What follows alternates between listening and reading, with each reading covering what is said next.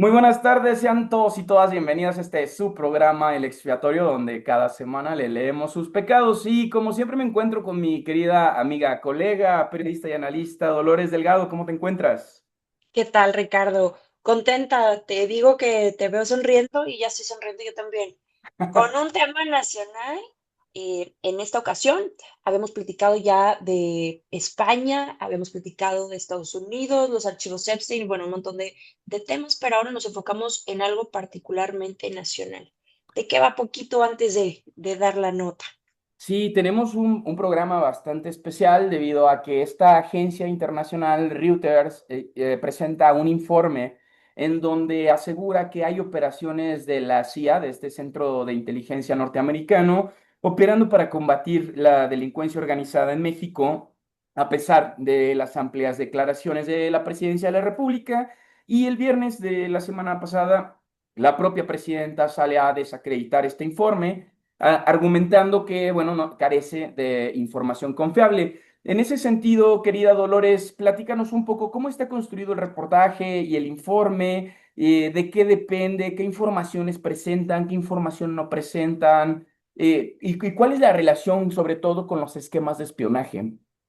Claro, pues abonando un poco a lo que ya diste de introducción, la presidenta de México, Claudia Sheinbaum, dijo el viernes que en una investigación de Reuters se detalla la estrecha participación de la Agencia Central de Inteligencia de Estados Unidos en la guerra contra las drogas en México y que esta participación era falsa. Reuters dijo que los comentarios de la presidenta tergiversaron el informe y que la agencia de noticias respalda el artículo publicado. La historia publicada el miércoles revela que la CIA ha llevado a cabo operaciones encubiertas en México durante años para ayudar a rastrear los narcotraficantes más buscados del país, trabajando con unidades de élite dentro del ejército y la Marina mexicana que reciben entrenamiento de la CIA, equipo de asistencia y vigilancia y también respaldo financiero para actividades como viajes. Al ser consultada sobre la investigación de Reuters en su conferencia de prensa matutina, Claudia Sheinbaum afirma que existe una cooperación y coordinación en información entre los gobiernos de Estados Unidos y México para combatir a los cárteles de la droga, sin mencionar específicamente a la CIA. Sin embargo, también cuestionó un punto que no se menciona en el informe de Reuters, donde afirma que se dice que hay agentes de la CIA trabajando con el ejército mexicano en las operaciones y que esto es absolutamente falso y que por supuesto no es verdad. Un portavoz de Reuters menciona que los mismos mantienen su informe de principios de esta semana sobre el papel secreto de la CIA en el combate a los cárteles de la droga de México, que fue mal caracterizado por el gobierno mexicano. Añadiendo un poquito a la información, también hay un informe que se basa en entrevistas con más de 60 funcionarios, tanto estadounidenses como mexicanos, donde se afirma que la CIA opera en México a discreción del gobierno mexicano y que México autoriza todas las operaciones, tanto de captura como de informes, y que utiliza las fuerzas mexicanas para ejecutarlas. Aquí yo noto también un poco de contradicción, donde, bueno, hay un desconocimiento o que se busca actuar en discreción, pero también México autoriza estas operaciones, ¿no? Algo que me hace recordar un poco el capítulo donde mencionamos el abatimiento de Nemesio Oseguera. La audiencia nos compartía mucho que, por supuesto, se intuía que había sido gracias a la participación o a la información que había compartido el gobierno de Estados Unidos al gobierno de México para poder dar con el punto exacto de su localización y poder llevar a cabo la estrategia que, bueno, se pensaba era captura y terminó en un abatimiento. Y no solamente en este caso, a lo largo de los años, en muchas administraciones, en muchos gobiernos, se ha tenido siempre la sensación por parte de los mexicanos que se ha recibido un apoyo de distintas formas por parte de Estados Unidos con relación a las actividades de los cárteles mexicanos. Hay algo que queda muy suelto. ¿Cómo puede la audiencia, Ricardo, verificar si lo que está diciendo Reuters y lo que está diciendo la presidenta es hasta cierto punto ¿verdad? Cambiándolo un poquito, ¿cómo se puede verificar esta información? Entiendo que si bien no es una labor constante de la ciudadanía en una cuestión como del fact-checking, lo hablábamos hace rato, sí es importante que este tipo de información pueda tener estos tintes de transparencia y de claridad. Entonces, ¿cuáles serían las recomendaciones, perdón? ¿Qué es lo que observas tú? A mí me parece que sigue todavía muy presente y de manera muy vigente el sentimiento de que, por supuesto, hay una participación activa de Estados Unidos, llámese CIA. Lo vimos documentado en las capturas de otros narcotraficantes y eso está documentado. Sin embargo, cuando se nos comunica como audiencia que se tuvo alguna participación, algún acercamiento con un personaje en particular, ¿hay manera de poder verificar si eso es real o nos tenemos que basar en el compromiso del periodismo de compartir hechos que han sido verificados previamente a su publicación? La respuesta concreta es que es un acto de fe.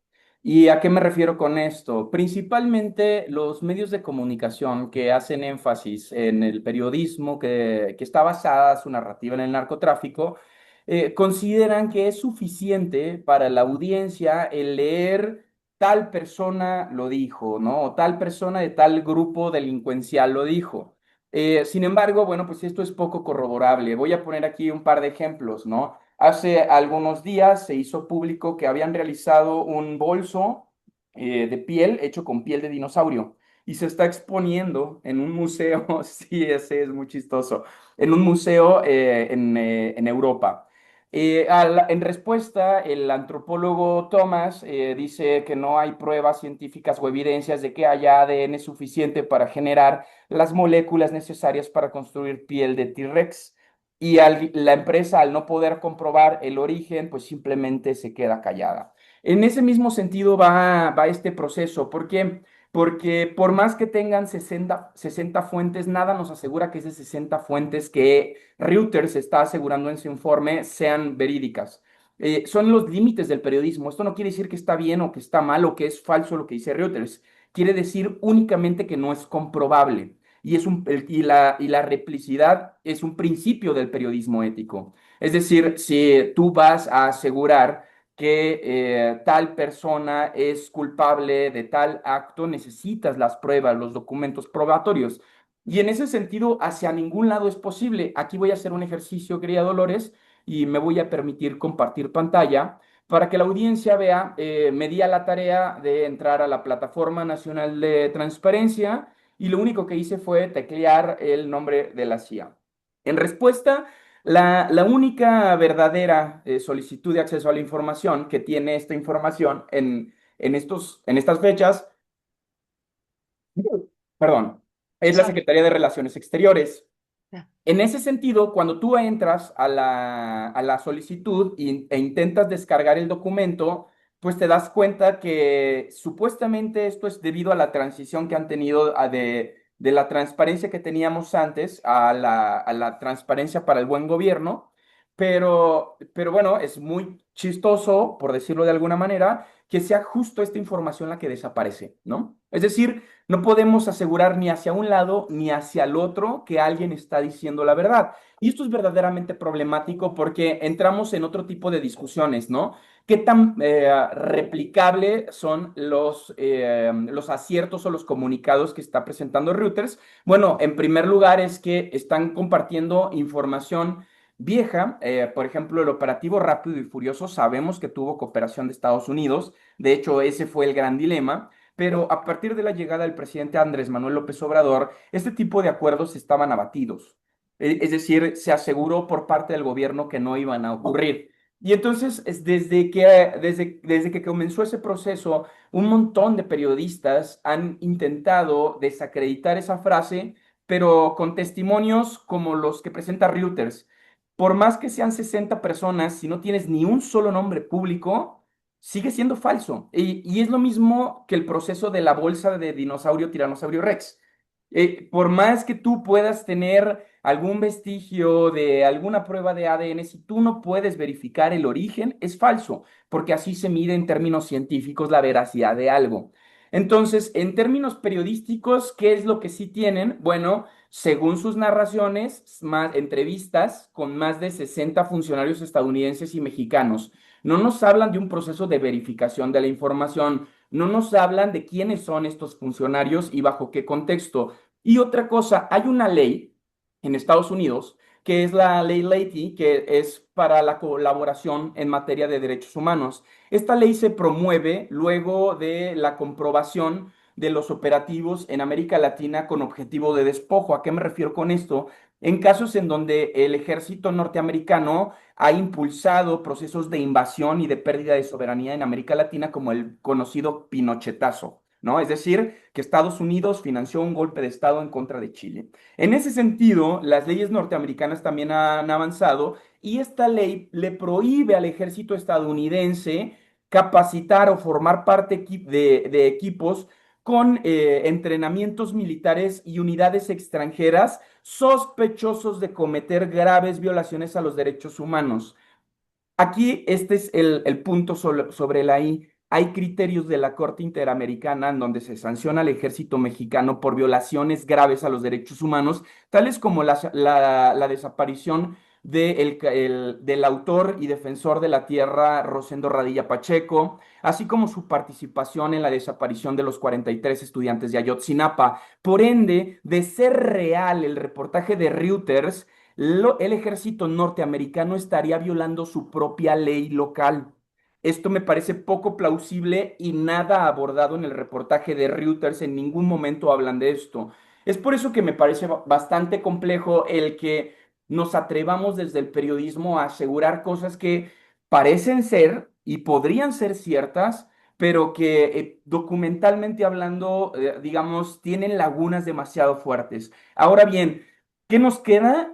Únicamente, la única salida que nos queda como periodistas es poner un disclaimer, tampoco es tan complejo. Las mejores prácticas periodísticas implican que si tu información no es tuya, lo mejor que debes de hacer es poner esto es una aproximación con base en las posibilidades metodológicas de esta unidad de investigación, de estos reporteros, porque de otra manera estás solicitando a la audiencia un acto de fe. Y en ese sentido, yo me quedo del lado de la presidenta. Nada de lo que te puedan decir 60, 70, 120 personas puede ser más válido que un documento y mucho menos pueden desacreditar las palabras fehacientes de un alto mandatario como lo es la presidencia de la República. En ese sentido, me parece que la agencia pues no le queda de otra más que respaldar su trabajo, aunque lo hayan hecho con las herramientas a las que pudieron acceder, pero no hay un solo documento, no hay un solo nombre, no hay una sola institución, no hay nada que nos acerque a nosotros como audiencia para llegar a este tipo de conclusiones y a mí me parece que en ese sentido, pues es importante que hablemos de ética, ¿no? Digo, ya sorpresa de nadie, estoy haciendo algunas cápsulas, aquí va un comercial en TikTok sobre ética periodística, haciendo un análisis justo de caso entre procesos periodísticos y qué dicen los consultorios de ética alrededor del mundo. Y en ese sentido me parece que la mejor práctica es la honestidad total o la honestidad radical con la audiencia.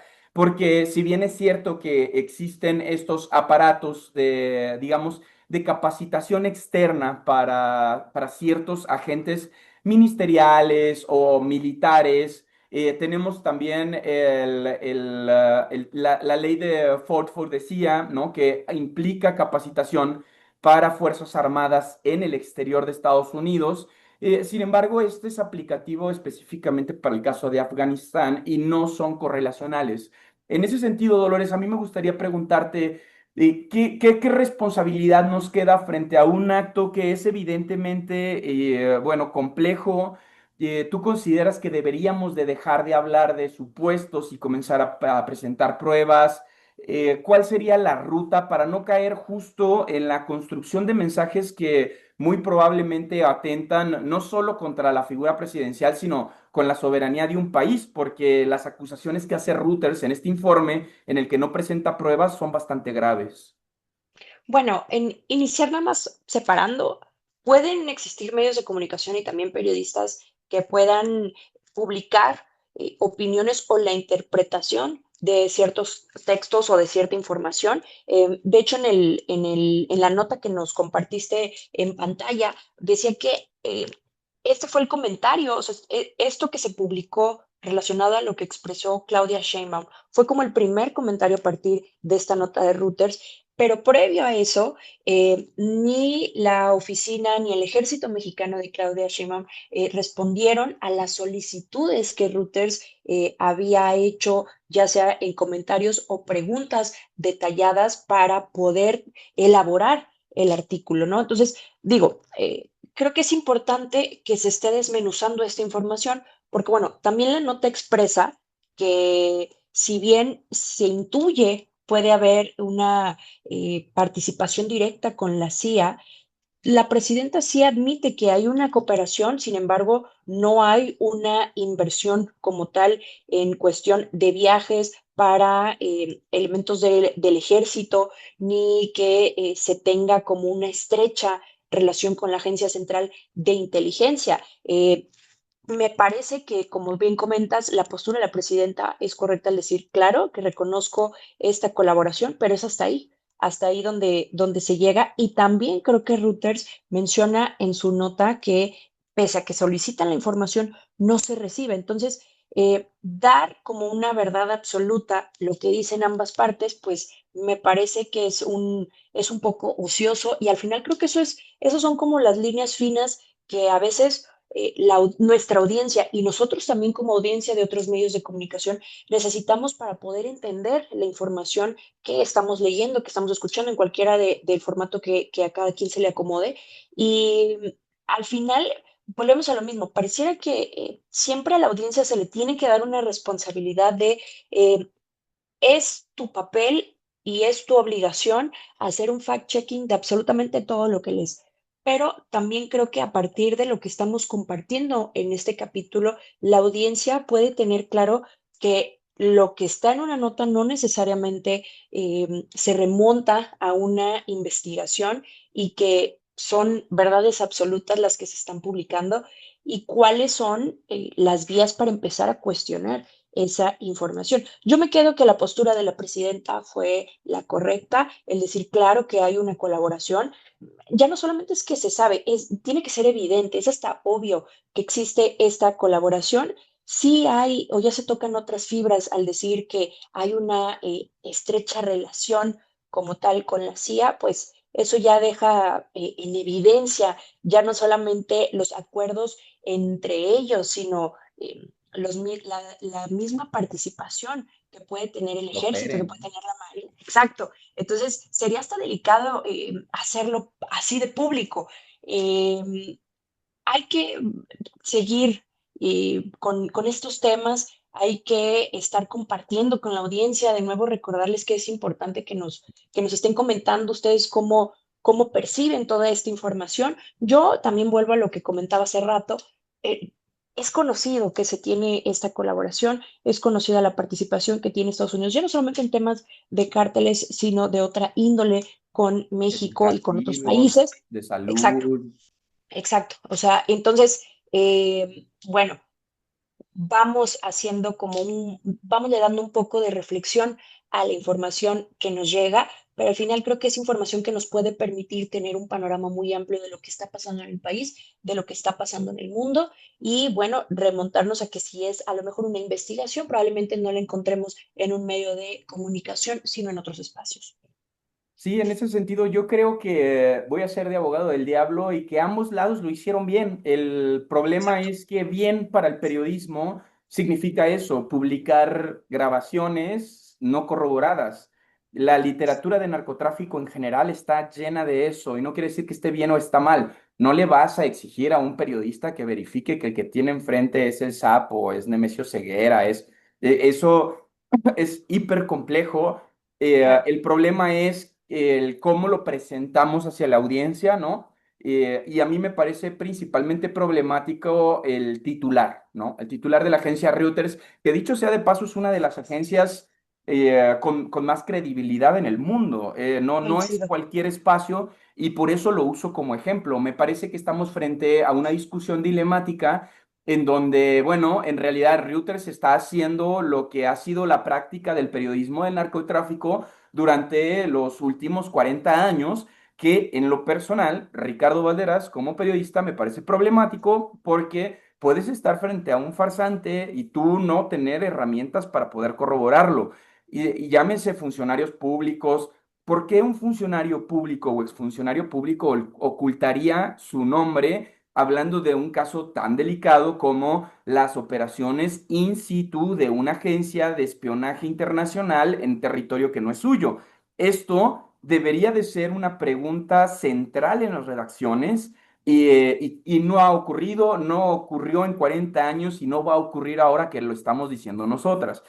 Sin embargo, sí es importante ponerle a la audiencia sobre la mesa que no es necesariamente una mentira. Muy seguramente tienen eso a 60 entrevistas y seguramente más. El problema es cómo llegamos a esta conclusión y cómo te atreves a confrontar esta información con la realidad discursiva de una entidad federativa independiente. Me refiero a la Presidencia de la República. Bueno, que con el mismo atrevimiento que lo hace la prueba metodológica. ¿Qué quiere decir esto? Que así se ha hecho. Durante todo este tiempo el periodismo de narcotráfico tiene digamos, esta pata con la que cojea y es momento para mí de mencionar nuevas herramientas y tener otro tipo de discusiones y no dar por absoluto lo que nos puedan decir 60, 70, 120 personas, Claro. insisto.